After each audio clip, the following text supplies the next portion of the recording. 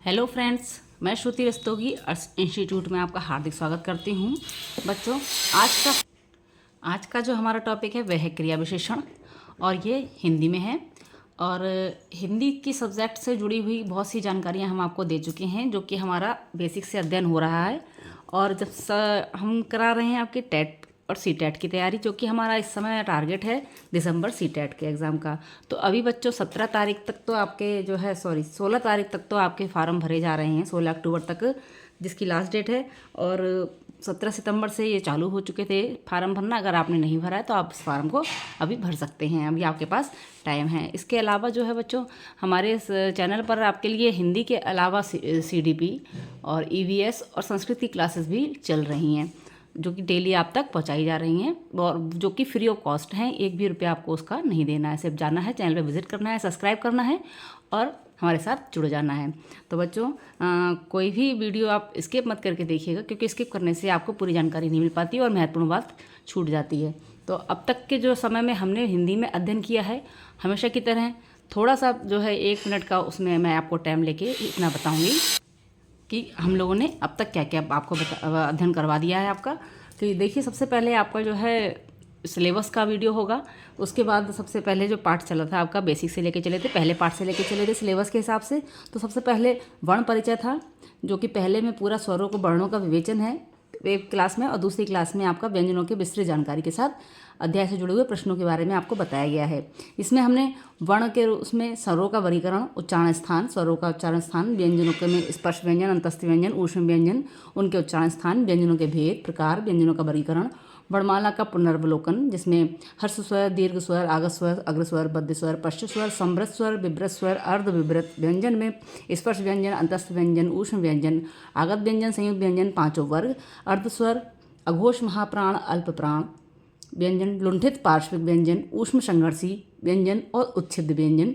और जो है आपका उसका इन सब चीज़ों का विस्तार से अध्ययन कराया गया है।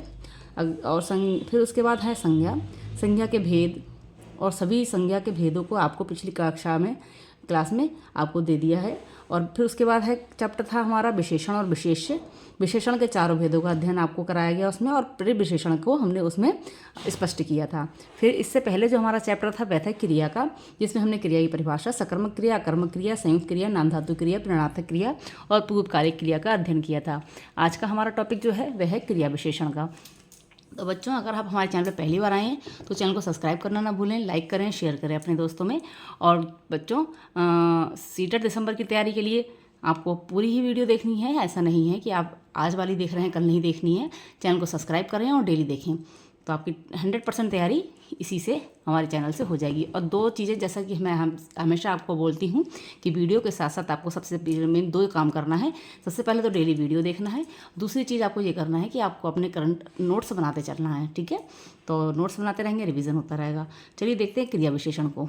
आज का हमारा टॉपिक है क्रिया विशेषण। जो शब्द क्रिया के अर्थ में विशेषता प्रकट करते हैं उन्हें क्रिया विशेषण कहते हैं। देखिए, जो शब्द क्रिया के अर्थ में, क्रिया जो हमने पढ़ ली, किसी शब्द में किसी कार्य का होना या करना होना पाया जाए उसे क्रिया कहते हैं, ठीक है। और जो किसी अर्थ विशेष क्रिया के शब्द में जो है अर्थ में विशेषता प्रकट करते हैं उन्हें क्रिया विशेषण कहते हैं। अर्थ के आधार पर क्रिया विशेषण देखिए, जिन शब्दों से क्रिया के स्थान का बोध हो, जैसे यहाँ, वहाँ, जहाँ, तहाँ, ऊपर, नीचे, आगे, बाहर इत्यादि, वह स्थानवाचक क्रिया विशेषण होते हैं। फिर आते हैं परिमाणवाचक क्रिया विशेषण।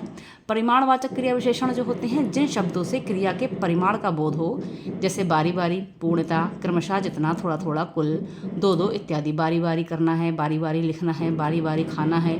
देखिए, खाना क्रिया हो गई, बारी बारी जो है क्रिया विशेषण हो गया, ठीक है। समझ में आ रही है। कालवाचक देखिए, कालवाचक में क्या होता है, जिन शब्दों से क्रिया के काल का बोध हो, यानी कि समय का बोध हो। जैसे आज करा था, आज तुमने खाना खाया था, तो आज जो है आपका कालवाचक हो गया। खाना क्रिया हो गई, खाना क्रिया हो गई, ठीक है। कल, परसों, कभी न कभी, सदैव इत्यादि, ये आपका आ जाता है आपका कालवाचक में। फिर आ जाता है आपका दिशावाचक।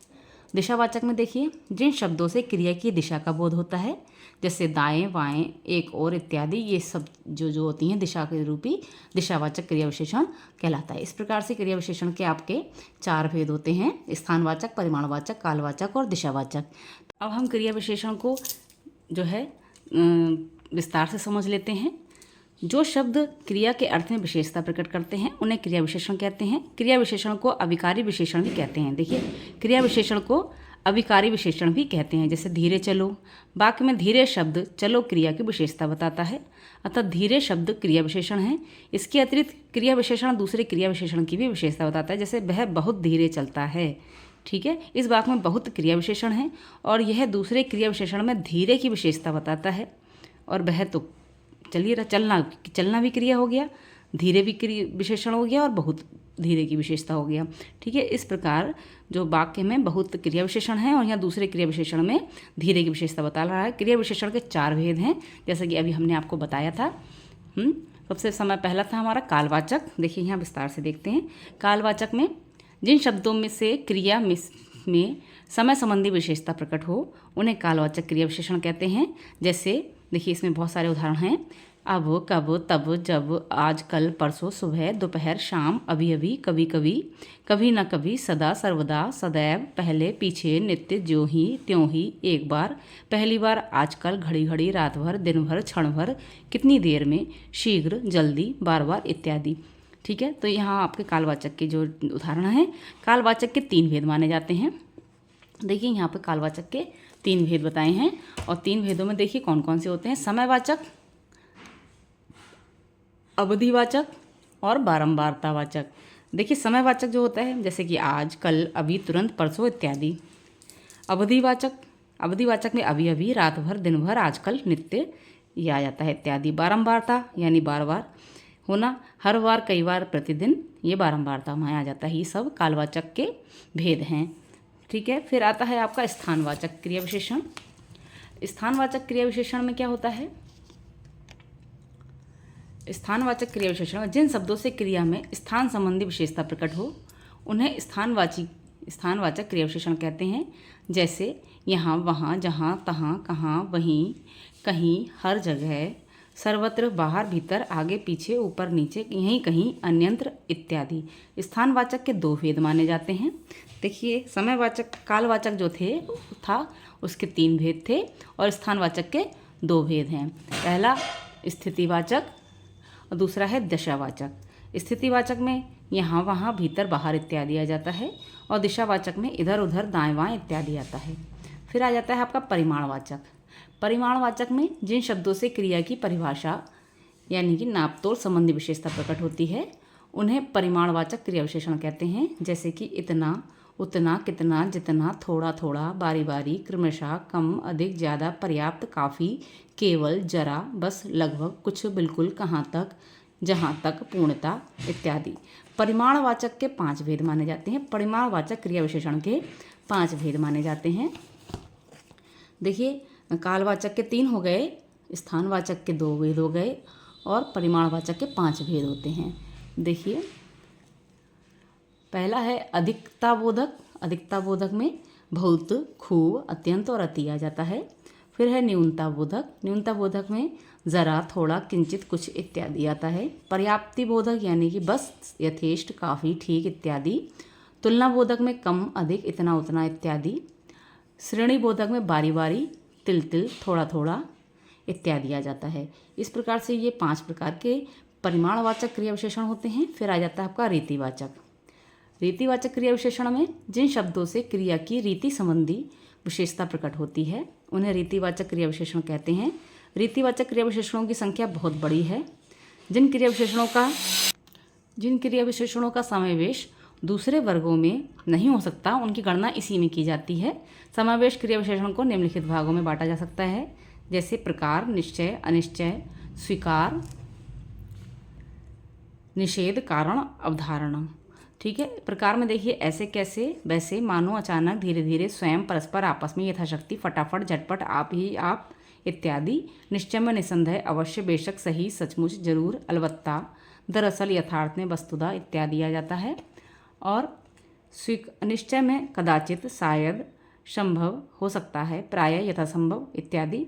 स्वीकार में जी हाँ, जी, ठीक, सच आदि आता है। निषेध में ना, नहीं, गलत, मत, झूठ आदि आ जाता है। कारण में इसलिए, क्यों, काहे को आदि, काहे को आदि आ जाता है। अवधारण में तो, ही, भी, मात्र, भर, तक आदि आता है। ठीक है। तो इस प्रकार से क्रिया विशेषण को हमने समझा। क्रिया विशेषण की एक और चीज़ आपको बताएं कि क्रिया विशेषण जो होता है हमारा अपव्यय के अंतर्गत आता है। जो अपव्यय होता है इसका भी हम अध्ययन आपको नेक्स्ट वीडियो में कराएंगे, आगे आने वाली वीडियो में। तो अव्यय जो होता है, अव्यय की 4 प्रकार होते हैं, जिसका एक क्रिया विशेषण हो जाता है, फिर आ जाता है संबंध बोधक का, दूसरा समुच्चय बोधक, चौथा होता है विस्मयादि बोधक, ठीक है। और आपका आता है निपात। देखिए जो क्रिया विशेषण है आपका वह अव्यय के अंतर्गत आ जाता है, ठीक है। लेकिन ये देखेंगे हम अपनी अगली वीडियो में। हमारे साथ बने रहिए और चैनल को सब्सक्राइब ज़रूर करिएगा, लाइक करिए, शेयर करिए। और सीटेट दिसंबर की तैयारी के लिए आपकी 100% तैयारी हमारी वीडियो से कम्प्लीटली हो जाएगी, चैनल ज्वाइन करने से, बैच लेने से, ठीक है। बैच आपको फ्री है, फ्री ऑफ कॉस्ट है, सिर्फ आपको विजिट करना है, चैनल को सब्सक्राइब करना है, देखना है और अपने नोट्स तैयार करना है ईजीली, ठीक है। चलिए मिलते हैं नेक्स्ट वीडियो में। Take care, bye bye.